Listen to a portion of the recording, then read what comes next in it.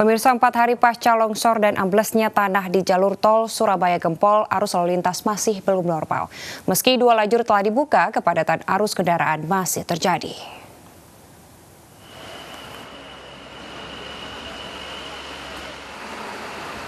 Kepadatan arus kendaraan di jalan tol Surabaya Gempol arah Dupak menuju Waru Sidoarjo masih terjadi. Meski pihak Jasa Marga dan kepolisian telah membuka 2 lajur sejak Jumat kemarin, namun kepadatan dan antrean kendaraan masih tampak di titik longsor dan amblas tepat di kilometer 6+200. Untuk keamanan di sekitar titik longsor, petugas mewajibkan kendaraan besar melalui lajur paling kanan. Sementara untuk kendaraan kecil diizinkan melalui lajur kiri tepat di atas titik tanah yang longsor. Pihak Jasa Marga terus melakukan perbaikan dan penguatan tanah untuk menghindari longsoran ke arah pemukiman warga yang berada di samping jalan tol. Meski dibuka untuk 2 lajur, petugas tetap melakukan rekayasa jalan dengan menyiapkan lahan parkir di gerbang tol untuk mencegah terjadinya penumpukan kendaraan yang akan melintas. Untuk pengaturan arus, kita pola atau kanalisasi untuk golongan 2 di lajur kiri, untuk golongan 2 ke atas, truk dan bus kita lajur kanan. Apakah ada kemungkinan nanti bisa ditutup itu? Kalau penutupan tidak, cuman harus kami buat kantong-kantong parkir di gerbang-gerbang. Ya, tiap gerbang nanti saya buatkan untuk kantong-kantong untuk kelancaran di KM 6200 tersebut. Pihak Jasa Marga memprediksi perbaikan titik tanah dan badan jalan yang longsor dan ambles ini akan selesai sekitar 3 minggu ke depan. Dari Surabaya, Jawa Timur, Pramono Putra, iNews melaporkan. Pemirsa, usai tawuran yang terjadi pada Jumat kemarin, apartemen City Park di Cengkareng, Jakarta Barat dijaga polisi. Sejumlah fasilitas yang rusak mulai diperbaiki pengelola apartemen.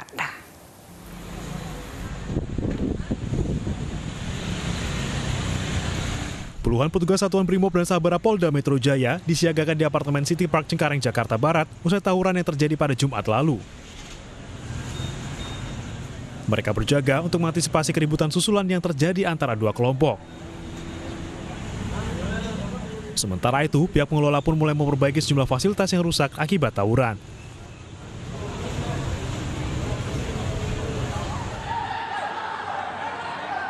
Jumat lalu, tawuran antara 2 kelompok massa terjadi di apartemen City Park. Kedua kelompok saling kejar, bahkan melempar batu dan kayu. Akibatnya, belasan motor dan pos keamanan yang berada di lokasi rusak. Tawuran diduga dipicu kesalahpahaman antara perhimpunan pemilik dan pengelola apartemen.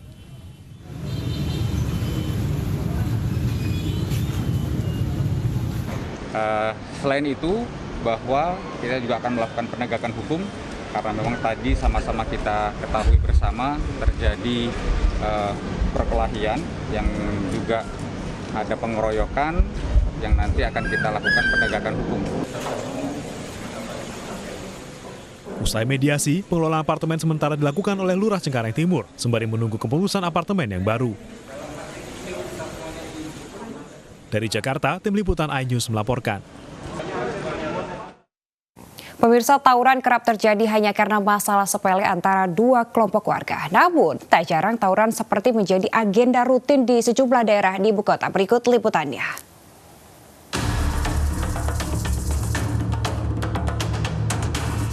Video 2 kelompok yang saling serang dengan batu dan senjata tajam ini viral di media sosial dan mendapat kecaman dari warganet. Tawuran 2 kelompok warga ini terjadi lantaran rebutan lahan parkir di kawasan Papanggo, Tanjung Priuk, Jakarta Utara dengan menggunakan senjata tajam. Setelah viral, Polsek Tanjung Priuk, Jakarta Utara langsung mendamaikan kedua pihak. Warga yang terlibat aksi tawuran akhirnya sepakat untuk berdamai di depan Kapolsek Tanjung Priuk, Kompol Hadi Suripto. Polisi juga menyita senjata tajam yang digunakan saat tawuran. Untuk anak-anak di bawah umur yang terlibat, pihak Polsek menyerahkan ke pengurus wilayah dan tokoh masyarakat untuk dibina.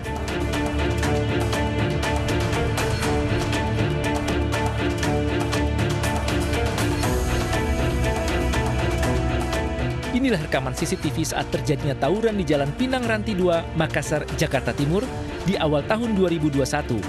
Puluhan orang menyerang permukiman warga. Serangan ini dibalas dan dilawan warga setempat sehingga tawuran pecah. Tidak ada korban dalam insiden ini. Tim Liputan iNews melaporkan.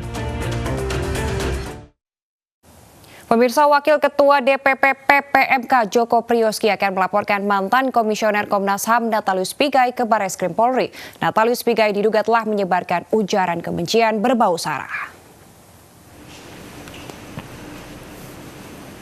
Wakil Ketua DPP PPMK Joko Priyoski akan melaporkan Natalius Pigai terkait dugaan ujaran kebencian berbau sara. Ujaran kebencian ini dilontarkan oleh Natalius Pigai dalam video dan pernyataan di media online 2 bulan lalu. Pernyataan itu dinilai menimbulkan perpecahan suku, ras, dan agama. Namun laporannya tidak bisa diproses karena Barreskrim Polri libur di hari Sabtu. Laporan pun akan dilakukan Senin mendatang. Toko Babu dan juga statement dia di media online sekitar 2 bulan lalu tentang etnis Jawa yang ditirani, dan dia kan juga mengusulkan agar dalam undang-undang pemilu nih etnis Jawa di apa gitu dihilangkan, ada gitu ya. Tidak lagi menjadi tirani. Nah yang kami tanyakan maksud tirani ini apa gitu, dan ini kan dalam artian kan ini kan seperti penindasan gitu. Nah kami tidak sepakat kalau mayoritas Jawa ini. Pemirsa, sebelumnya Permadi Arya alias Abu Janda dan politikus Hanura Ambrosius Nababan terseret kasus ujaran rasisme kepada mantan Komnas HAM Natalius Pigai. Keduanya mengomentari status media sosial Natalius Pigai terkait vaksin Sinovac tetapi memuat rasisme.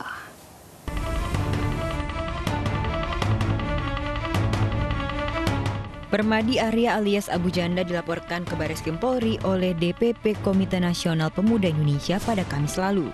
Ia dilaporkan atas cuitannya di media sosial Twitter yang dinilai berbau rasisme kepada mantan Komisioner Komnas HAM Natalius Pigai. KNPI melampirkan sejumlah bukti kepada Barreskrim Polri untuk mengusut kasus ujaran kebencian tersebut. Abu Janda pun akan dipanggil pada 1 Februari mendatang. 2 hari sebelumnya, Ketua Umum Relawan Pro Jokowi Amin yang juga politikus Partai Hanura, Ambrosius Nababan juga dilaporkan dan ditahan polisi karena menuliskan kata-kata rasisme dalam status media sosialnya yang ditujukan kepada Natalius Pigai. Hingga kini Ambrosius masih mempertimbangkan untuk mengajukan permohonan penangguhan penahanan atau pra-peradilan. Pelaporan Abu Janda dan Ambrosius berawal dari komentar mereka terhadap Natalius Pigai yang sebelumnya berkomentar terkait vaksin Sinovac untuk COVID-19. Komentar keduanya terhadap mantan Komisioner Komnas HAM ini berujung pada laporan polisi. Tim Liputan iNews melaporkan. Pemirsa, usai dilantik jadi Kapolri, Jenderal Polisi Listio Sigit Prabowo secara maraton menggelar kunjungan ke sejumlah organisasi masyarakat yang berbasis Islam. Dan hari ini Kapolri mengunjungi kantor Dewan Pimpinan Pusat Rabitoh Alawiyah setelah sebelumnya Kapolri bersilaturahmi ke pengurus besar Nahdlatul Ulama dan pimpinan Pusat Muhammadiyah.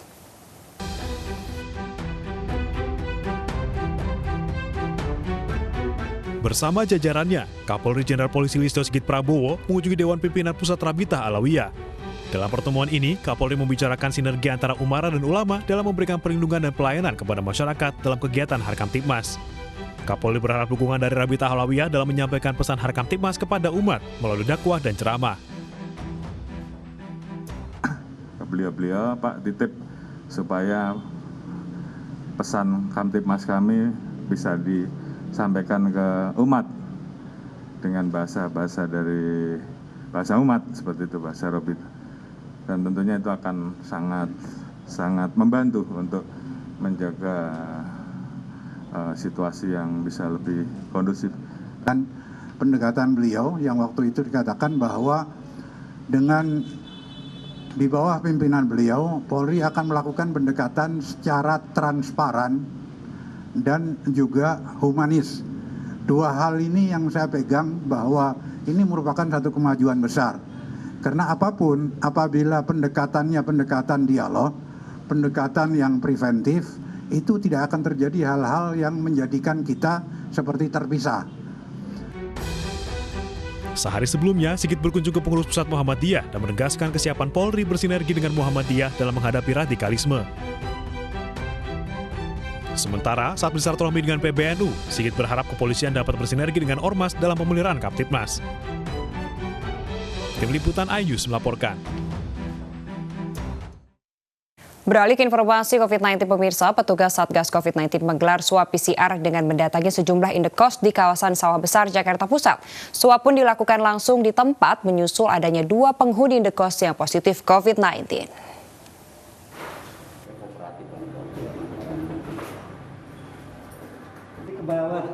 Satu persatu, pintu kamar indekos di kawasan Karanganyar, Sawah Besar, Jakarta Pusat ini diketuk petugas Satgas COVID-19. Namun sejumlah penghuni memilih mengunci diri di dalam kamar. Petugas menggelar swab tes langsung di tempat indekos usai ditemukan adanya 2 penghuni yang positif COVID-19. Ada sih sedikit khawatir, cuman yang kita jalanin aja sesuai protokol kesehatan kan, ya ikutin aja pemerintah ya gimana. Tapi memang sebelumnya nggak dikasih tahu Mas ya? Belum ada dikasih tahu sih. Saya juga kaget tadi pas digedor-gedor. Nantinya akan dilanjutkan dalam arti nanti kan setelah kita data, nanti kan ada yang sudah dan yang belum. Yang belum nanti agar swab secara mandiri atau ke Puskesmas Kecamatan Sawah Besar. Meski belum memenuhi target swab terhadap 60 penghuni, petugas tidak akan lagi menggelar swab tes di tempat. Penghuni yang belum menjalani swab tes diminta untuk swab tes mandiri. Dari Jakarta, Rani Sanjaya, iNews melaporkan. Sementara itu pemirsa, seorang warga Kelurahan Gelora, Kecamatan Tanah Abang, Jakarta Pusat ditemukan meninggal dunia Kamis malam. Korban diketahui meninggal dunia saat menjalani isolasi mandiri COVID-19 di rumahnya.